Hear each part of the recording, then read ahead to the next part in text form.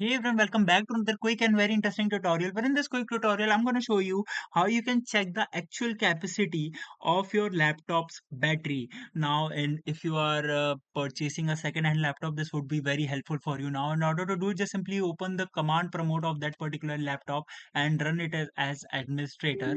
Once you do that, just simply hit yes. And here in the shell, you need to write power CFG with a space and forward slash write battery report.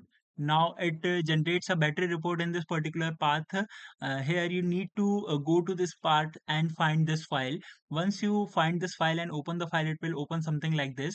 Here you need to scroll down until you see this part which says full charge capacity. Currently you can see the total megawatt hour capacity of of my laptop, and by here from here you can find the actual capacity the laptop have been offering currently.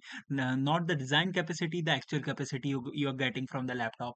Alright, so that's it for this video. I hope this video will be helpful for you. Make sure to hit the like button and subscribe button for more such helpful and interesting tutorials.